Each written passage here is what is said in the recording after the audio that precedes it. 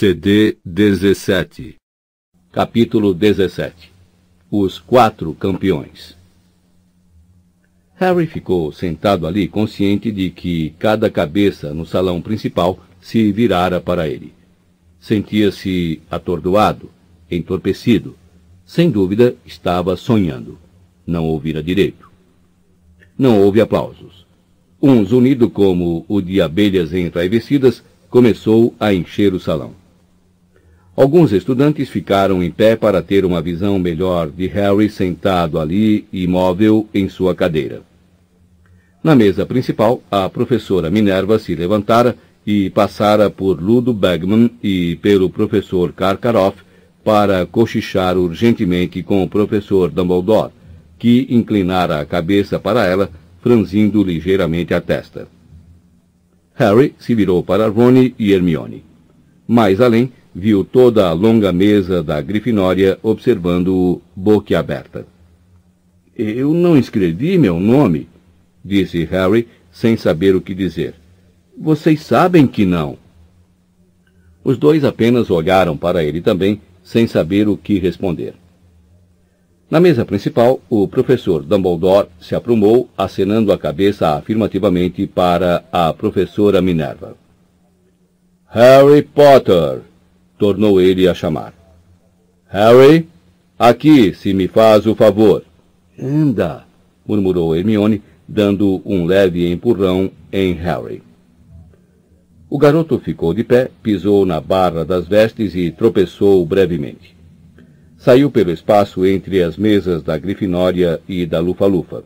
Teve a impressão de estar fazendo uma longuíssima caminhada. A mesa principal parecia não chegar mais perto, e ele sentia centenas de olhos fixos nele, como se cada um fosse um refletor. O zum-zum não parava de crescer. Depois do que lhe pareceu 1 hora, o garoto chegou diante de Dumbledore, sentindo fixos nele os olhares dos professores. Bom, pela porta, disse Dumbledore. O diretor não sorria. Harry passou pela mesa dos professores. Hagrid estava sentado bem no fim. Mas não piscou para Harry, nem acenou, nem fez qualquer dos sinais habituais para cumprimentá-lo. Parecia inteiramente perplexo, e olhou para Harry quando este passou, como os demais. O garoto passou pela porta e se viu em um aposento menor, com as paredes cobertas de retratos a óleo de bruxas e bruxos. Um belo fogo rugia na lareira em frente. Os rostos nos retratos se viraram para olhá-lo quando ele entrou. Surpreendeu uma bruxa encarquilhada passando rapidamente da moldura do próprio retrato para a moldura vizinha, que enquadrava um bruxo de bigodes de morsa. A bruxa encarquilhada começou a cochichar no ouvido do colega. Victor Krum, Cedrico Diggory e Fleur Delacour estavam reunidos em torno da lareira. Pareciam estranhamente imponentes, recortados contra as chamas. Krum, curvado e pensativo, apoiava-se no console da lareira, ligeiramente afastado dos outros. Cedrico estava parado com as mãos às costas, contemplando o fogo. Fleur Delacour virou a cabeça quando Harry entrou e jogou para trás a cascata de cabelos longos e prateados. — Que foi? — perguntou ela. — Querem que a gente volte ao salão? Pensava que ele viera trazer um recado. Harry não sabia como explicar o que acabara de acontecer. Ficou ali parado, olhando para os 3 campeões. Percebeu, de repente, como eram altos. Houve um ruído de passos apressados atrás de Harry, e Ludo Bagman entrou na sala. Segurou o garoto pelo braço e levou-o até os outros. — Extraordinário! Murmurou, apertando o braço de Harry. — Absolutamente extraordinário! Senhores, senhora, acrescentou, aproximando-se da lareira e falando aos outros 3. Gostaria de lhes apresentar, por mais incrível que possa parecer, o quarto campeão do torneio tribruxo. Victor Krum se empertigou. Seu rosto carrancudo nublou-se ao examinar Harry. Cedrico fez cara de estupefação. Olhou de Bagman para Harry e de volta como se tivesse certeza de que ouvira mal o que o bruxo acabara de dizer. Fleur Delacour, porém, sacudiu os cabelos, sorriu e disse: "Que grande piada, Sr. Bagman." "Piada?" repetiu Bagman, confuso. Não é não. O nome do Harry acaba de sair do cálice de fogo." As grossas sobrancelhas de Krum se contraíram ligeiramente. Cedrico continuou a parecer educadamente surpreso. Fleur franziu a testa. "Mais, evidentemente, houve um engano", disse a Bagman com desdém. "Ele não pode competir, é jovem demais." "Bom, é surpreendente", concordou Bagman, esfregando o queixo liso e sorrindo para Harry. "Mas, como sabem, o limite de idade só foi imposto este ano como medida suplementar de precaução. E, como o nome dele saiu do cálice de fogo, quero dizer, acho que a essa altura não podemos fugir à responsabilidade. Somos obrigados. Harry terá que se esforçar o máximo que..." A porta às costas dele se abriu e um grande grupo de pessoas entrou. O professor Dumbledore, seguido de perto pelo Sr. Crouch, o professor Karkaroff, Madame Maxime, a professora McGonagall e o professor Snape.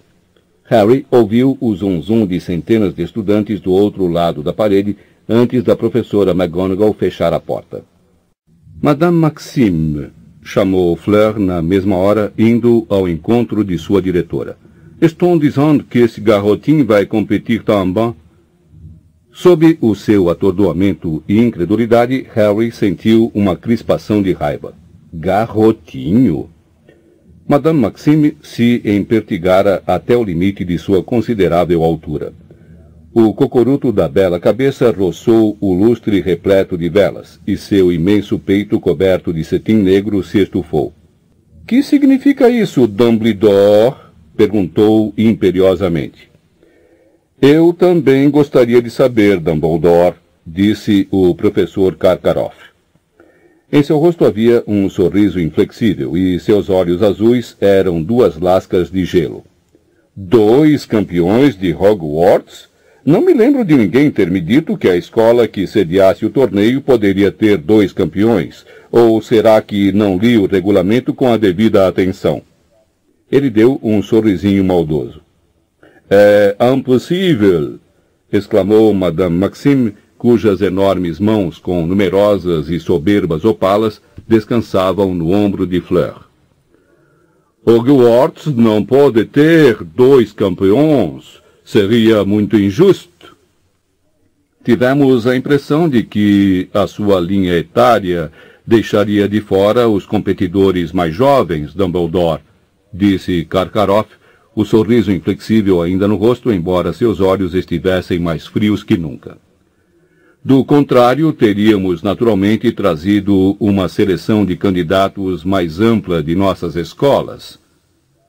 "Não é culpa de ninguém, exceto de Potter, Karkaroff", falou Snape suavemente. Seus olhos negros brilharam de malícia. "Não saia culpando Dumbledore pela determinação de Potter de desobedecer às regras. Ele não tem feito nada, exceto transgredir limites desde que chegou aqui." "Muito obrigado, Severo", disse Dumbledore com firmeza, e Snape se calou, embora seus olhos continuassem a brilhar maldosamente por trás da cortina de cabelos negros e oleosos. O professor Dumbledore olhou então para Harry, que o encarou tentando perceber a expressão dos olhos do diretor por trás dos óculos de meia-lua. "Você depositou seu nome no cálice de fogo, Harry?" perguntou Dumbledore calmamente. "Não", respondeu Harry. Estava consciente de que todos o olhavam com atenção. Nas sombras, Snape fez um barulhinho impaciente de descrença. "Você pediu a um estudante mais velho para depositá-lo no cálice de fogo para você?" tornou o diretor, sem dar atenção a Snape. Não, disse Harry com veemência. Ah, mas é claro que ele está mentindo, exclamou Madame Maxime. Snape agora sacudia a cabeça, a boca crispada. Ele não poderia ter atravessado a linha etária, interpôs a professora Minerva energicamente. Tenho certeza de que todos concordamos nisso. Dumbledore deve ter se enganado ao traçar a linha, concluiu Madame Maxime, encolhendo os ombros. É claro que isso é possível, respondeu Dumbledore polidamente. Dumbledore, você sabe muito bem que não se enganou, exclamou a professora Minerva aborrecida. Francamente, que tolice!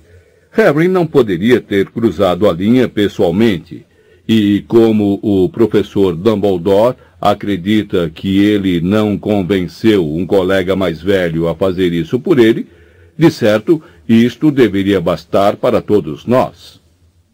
Ela lançou um olhar muito zangado ao professor Snape. Sr. Crouch, Sr. Bagman, começou Karkaroff, a voz mais uma vez untuosa. Os senhores são os nossos juízes objetivos. Certamente os senhores concordarão que isto é extremamente irregular. Bagman enxugou o rosto redondo e infantil com o lenço e olhou para o Sr. Crouch, que estava parado fora do círculo das chamas da lareira, o rosto semi-oculto pelas sombras. Parecia um pouco sobrenatural. A obscuridade fazia-o parecer muito mais velho, emprestando-lhe quase uma aparência de caveira. Quando falou, porém, foi em seu tom habitualmente seco. Devemos obedecer ao regulamento. E o regulamento diz claramente que as pessoas cujos nomes saírem do Cálice de Fogo devem competir no torneio. Bom, Bartô conhece os regulamentos de trás para diante, disse Bagman para Karkaroff e Madame Maxime, como se o assunto estivesse definitivamente encerrado. Eu insisto em tornar a submeter os nomes do restante dos meus alunos, disse Karkaroff. Ele agora deixara de lado o seu tom untuoso e o sorriso. Seu rosto tinha uma expressão realmente feia. Vocês prepararão novamente o Cálice de Fogo e continuaremos a depositar nomes até cada escola ter 2 campeões. Seria o justo, Dumbledore. Mas, Karkaroff, a coisa não funciona assim, comentou Bagman. O Cálice de Fogo se apagou e não voltará a arder até o início do próximo torneio, no qual Durmstrang, com toda certeza, não irá competir, explodiu Karkaroff. Depois de tantas reuniões e negociações e tantos compromissos, eu não esperava que acontecesse uma coisa desta natureza. Tenho até vontade de me retirar agora mesmo. Uma ameaça inútil, Karkaroff, rosnou uma voz próxima à porta. Você não pode abandonar o seu campeão agora. Ele tem que competir. Todos têm que competir. Um ato contratual mágico, conforme disse Dumbledore. Conveniente, não é mesmo? Moody acabara de entrar na sala. Encaminhou-se mancando até a lareira e, a cada passo que dava, ouvia-se uma batidinha. Conveniente? Perguntou Karkaroff. Receio não estar entendendo, Moody. Harry percebeu que o bruxo tentava parecer desdenhoso, como se não valesse a pena dar atenção ao que Moody dissera. Mas suas mãos o traíam. Tinham-se fechado em punhos. Não mesmo? Perguntou Moody em voz alta. É muito simples, Karkaroff. Alguém depositou o nome de Harry naquele cálice, sabendo que o garoto teria que competir se saísse o seu nome. Evidentemente, alguém que queria oferecer a Hogwarts 2 oportunidades de vencer, comentou Madame Maxime. Eu concordo, Madame Maxime, disse Karkaroff com uma reverência. Vou reclamar com o Ministério da Magia e a Confederação Internacional dos Bruxos. Se alguém tem razão para reclamar é o Potter, rosnou Moody. Mas o que é engraçado, não estou ouvindo ele dizer uma única palavra. Por que ele iria reclamar? Disse Fleur Delacour, de repente batendo o pé. Ele tem a chance de competir, não é? Durante semanas vivemos a esperança de ser escolhidos. A honra de nossas escolas, 1000 galeões de prêmio, é uma chance pela qual muita gente morreria. Talvez alguém tenha esperança de que Harry morra, disse Moody com um leve vestígio de rosnado na voz. Seguiu-se um silêncio extremamente tenso às suas palavras. Ludo Bagman, que parecia de fato muito ansioso, balançou-se nervoso e disse: Moody, meu caro, que coisa para você dizer!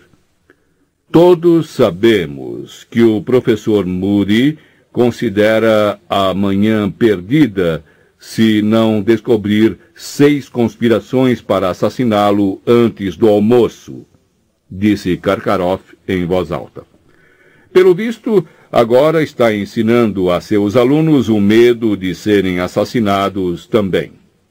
Uma estranha qualidade para um professor de defesa contra as artes das trevas, Dumbledore, mas com toda certeza você tem suas razões. Será que estou imaginando coisas? Vendo coisas? Rosnou Moody. Foi um bruxo ou uma bruxa habilitada que pôs o nome do garoto naquele cálice. Oh, que prova há disso? Exclamou Madame Maxime, erguendo as enormes mãos. Porque enganou um objeto mágico de grande poder, disse Moody. Seria preciso um feitiço para confundir, excepcionalmente forte para mistificar aquele cálice, a ponto de fazê-lo esquecer que apenas 3 escolas competem no torneio. Estou imaginando que alguém tenha inscrito Potter em uma 4ª escola para garantir que ele fosse o único de sua categoria. Você parece ter pensado muito no assunto, disse Karkaroff com frieza. E não deixa de ser uma teoria criativa.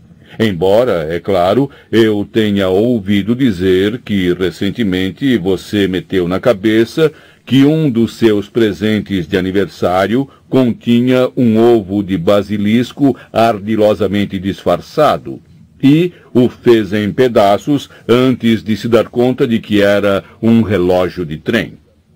Então você compreenderá se não o levarmos inteiramente a sério. Há pessoas que usam ocasiões inocentes em proveito próprio, retrucou Moody num tom ameaçador. É o meu trabalho pensar como os bruxos das trevas pensariam, Karkaroff. Como você deve se lembrar, Alastor, exclamou Dumbledore em tom de aviso. Harry se perguntou por um momento com quem ele estaria falando, mas logo percebeu que Olho Tonto não poderia ser o verdadeiro nome de Moody. Este se calou, embora ainda observasse Karkaroff com satisfação. O rosto de Karkaroff estava em brasa. Como foi que essa situação surgiu, não sabemos, disse Dumbledore, dirigindo-se às pessoas reunidas na sala. Parece-me, no entanto, que não temos alternativa alguma senão aceitá-la. Os dois, Cedrico e Harry, foram escolhidos para competir no torneio. E, portanto, é o que farão. Oh, mas Dumbledore, minha cara Madame Maxime. Se a senhora tiver uma alternativa, ficarei encantado em ouvi-la. Dumbledore aguardou, mas Madame Maxime não disse nada, apenas o fitou de cara amarrada. E não foi a única tampouco. Snape parecia furioso, Karkaroff lívido. Bagman, porém, parecia bastante excitado. Bom, vamos agilizar isso então? Disse, esfregando as mãos e sorrindo para os presentes. Temos que dar nossas instruções aos campeões, não é mesmo? Bartô, quer fazer as honras da casa? O Sr. Crouch pareceu despertar de um profundo devaneio. Concordou. Instruções. A primeira tarefa... Encaminhou-se então para a claridade das chamas. De perto, Harry achou que ele parecia estar passando mal. Havia sombras escuras sob seus olhos e sua pele enrugada tinha uma aparência frágil que lembrava papel, traços que não estavam ali durante a Copa Mundial de Quadribol. A primeira tarefa destina-se a testar o arrojo dos campeões, disse ele a Harry, Cedrico, Fleur e Krum. Por isso não vamos lhes dizer qual é. A coragem diante do desconhecido é uma qualidade importante em um bruxo, muito importante. A primeira tarefa terá lugar em 24 de novembro perante os demais estudantes e a banca de juízes. É proibido aos campeões pedirem aos seus professores ou aceitarem deles ajuda de qualquer tipo para realizar as tarefas do torneio. Os campeões enfrentarão o primeiro desafio armados apenas de varinhas. Receberão informações sobre a segunda tarefa quando a primeira estiver concluída. Por força da natureza árdua e demorada do torneio, os campeões estão dispensados dos exames do fim do ano letivo. O Sr. Crouch virou-se para encarar Dumbledore. Acho que é só isso, não é, alvo? Acho que sim, respondeu Dumbledore, que observava o Sr. Crouch com uma leve preocupação. Você tem certeza de que não quer pernoitar em Hogwarts, Bartô? Não, Dumbledore, preciso voltar ao ministério. Estamos passando um momento muito movimentado e muito difícil. Deixei o jovem Watterby responsável pelo departamento, muito entusiasmado, um pouquinho demais, para dizer a verdade. Você vai pelo menos tomar um drink antes de partir? Convidou Dumbledore. Vamos, Bartô, eu vou ficar, disse Bagman, animado. As coisas estão acontecendo em Hogwarts agora, sabe? Está muito mais excitante aqui do que no escritório. Acho que não, Ludo, respondeu Crouch com um toque de sua antiga impaciência. Professor Karkaroff, Madame Maxime, um último drink antes de nos recolhermos? Perguntou Dumbledore. Mas Madame Maxime já passara um braço pelos ombros de Fleur e a conduzia rapidamente para fora da sala. Harry ouviu as duas conversarem muito depressa em francês ao atravessarem o salão principal.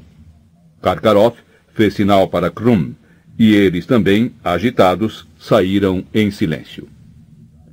Harry, Cedrico, sugiro que vocês vão se deitar, disse Dumbledore, sorrindo para os dois.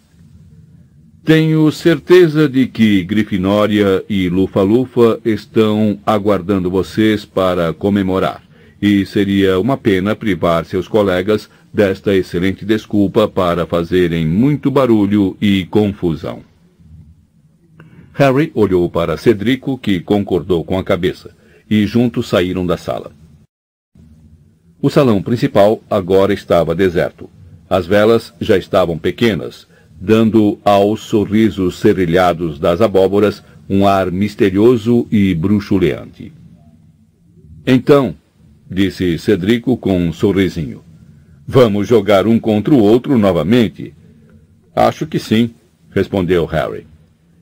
Na realidade, ele não conseguiu pensar no que dizer. Dentro de sua cabeça parecia haver uma desordem total, como se o seu cérebro tivesse sido saqueado. Então, me conta, disse Cedrico quando chegaram ao saguão de entrada, que estava agora iluminado por archotes na ausência do cálice de fogo. No duro, como foi que você conseguiu inscrever seu nome? Não escrevi, disse Harry, erguendo os olhos para o colega. Não pus o meu nome lá. Falei a verdade. Ah, tá, respondeu Cedrico. Harry percebeu que Cedrico não acreditara nele. Bom, a gente se vê então. Em vez de subir a escadaria de mármore, Cedrico rumou para a porta à direita. Harry ficou parado escutando descer os degraus de pedra. Depois, lentamente, começou a subir os de mármore. Será que mais alguém, além de Ron e Hermione, acreditaria nele? Ou iriam todos pensar que se inscrevera no torneio? Contudo, como é que alguém podia pensar uma coisa dessas, quando ele ia enfrentar competidores que tinham mais 3 anos de educação mágica? Quando ia enfrentar tarefas que não somente pareciam perigosas, mas que deveriam ser executadas diante de centenas de pessoas? Ele pensara nisso, devaneara sobre isso, mas fora brincadeirinha, verdade, uma espécie de sonho descomprometido. Jamais considerara seriamente se inscrever. Verdade, mas alguém considerara isso. Alguém quisera vê-lo no torneio e tomara providências para tanto. Por quê? Para lhe fazer um gosto? Tinha a impressão de que não. Para vê-lo fazer papel de bobo? Bom, provavelmente ia ter o seu desejo satisfeito. Mas para vê-lo morto? Moody estaria agindo com a sua paranoia habitual? Alguém não poderia ter posto o nome de Harry no cálice de fogo de brincadeira para pregar uma peça? Será que alguém queria realmente vê-lo morto? Essa pergunta Harry pôde responder na hora. Sim, alguém queria vê-lo morto. Alguém queria vê-lo morto desde que tinha 1 ano de idade. Lord Voldemort. Mas como é que o bruxo conseguira providenciar para que o nome de Harry fosse posto no cálice de fogo? Estava supostamente muito longe, em algum país distante, escondido, sozinho, fraco e impotente. No entanto, naquele sonho que tivera pouco antes de acordar com a cicatriz doendo, Voldemort não estava sozinho. Estava falando com Rabicho, conspirando para matar Harry. Harry levou um choque ao se descobrir já diante da mulher gorda. Mal reparara aonde seus pés o levavam. Foi também uma surpresa ver que ela não estava sozinha na moldura. A bruxa encarquilhada que passara para o quadro vizinho quando ele fora se reunir aos campeões na sala embaixo, agora estava sentada, toda cheia de si, ao lado da mulher gorda. Devia ter corrido pelos forros de todos os quadros de 7 escadas para chegar ali antes dele. As duas, ela e a mulher gorda, o miravam com o maior interesse.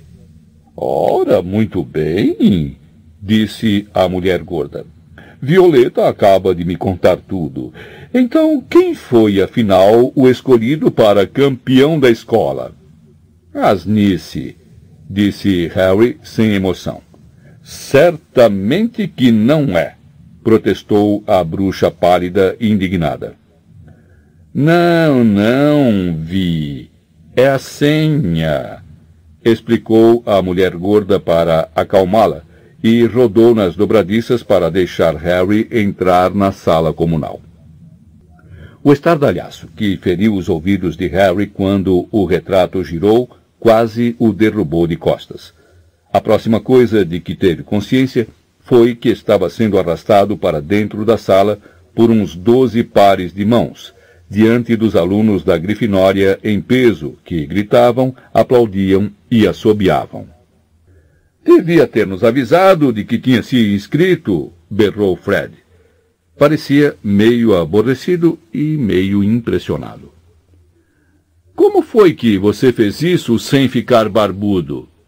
Genial! Rugiu George. Não fiz, disse Harry. Não sei como foi que... Mas Angelina agora se atirava em cima dele.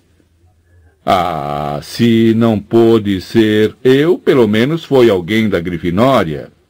Você vai poder dar o troco ao Diggory por aquela última partida de quadribol, Harry, gritou a voz fina de Kate Bell, outra artilheira da Grifinória. Temos comida, Harry. Venha comer alguma coisa. Não estou com fome. Eu comi bastante no banquete. Mas ninguém quis ouvir falar de sua falta de apetite. Ninguém quis saber que ele não pusera o nome no cálice de fogo. Ninguém parecia ter notado que ele não estava com a menor disposição de comemorar. Lino Jordan desencavara uma bandeira da Grifinória em algum lugar e insistia em enrolá-la em Harry como uma capa. Harry não conseguiu fugir. Sempre que tentava escapulir até a escada dos dormitórios, os colegas à sua volta cerravam fileiras e o forçavam a aceitar mais uma cerveja amanteigada, metendo salgadinhos e amendoins nas mãos dele. Todos queriam saber como é que ele fizera aquilo, como ludibriara a linha etária de Dumbledore e conseguira depositar o nome no cálice de fogo. Não fui eu, repetia ele sem parar. Não sei como foi que aconteceu. Mas pela pouca atenção que os colegas lhe davam, os protestos do garoto não faziam a menor diferença. Estou cansado, berrou ele finalmente depois de quase meia hora. Não, é sério, Jorge, vou me deitar. A coisa que ele mais queria era encontrar Rony e Hermione para buscar um pouco de sanidade, mas nenhum dos dois parecia estar na sala comunal. Insistindo que precisava dormir e quase achatando os irmãozinhos Creevey quando tentaram desviá-lo ao pé da escada, Harry conseguiu se livrar de todo mundo e subiu para o dormitório o mais depressa que pôde. Para seu grande alívio, encontrou Rony ainda vestido, deitado na cama de um dormitório em que não havia mais ninguém. Ele ergueu os olhos quando Harry entrou batendo a porta. — Por onde você andou? — perguntou Harry. — Ah, olá! — respondeu Rony. Sorria, mas parecia um sorriso muito estranho e tenso. Harry, de repente, se deu conta de que ainda vestia a bandeira vermelha da Grifinória que Lino amarrara nele. Apressou-se em despila, mas o nó estava muito apertado.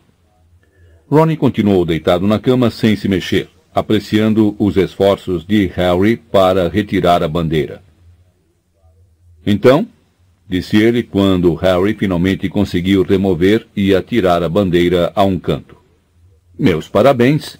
— O que é que você quer dizer com parabéns? — perguntou Harry, encarando-o. Decididamente, havia alguma coisa esquisita no jeito com que Rony sorria. Parecia mais um esgar. — Bom, ninguém mais conseguiu atravessar a linha etária, nem mesmo Fred e George. O que foi que você usou? A capa da invisibilidade? A capa da invisibilidade não teria me ajudado a atravessar aquela linha, disse Harry lentamente. Ah, certo. Achei que você teria me contado se fosse a capa, porque ela poderia cobrir nós dois, não é mesmo? Mas você encontrou outro jeito, não foi? escuta aqui. Eu não depositei meu nome naquele cálice. Deve ter sido outra pessoa. Ronnie ergueu as sobrancelhas. Por que alguém faria uma coisa dessas? Não sei. Harry achou que seria muito melodramático dizer para me matar. Ronnie ergueu as sobrancelhas tão alto que elas correram o risco de desaparecer sob seus cabelos. Tudo bem. A mim você pode contar a verdade. Se você não quer que o resto do pessoal saiba, ótimo.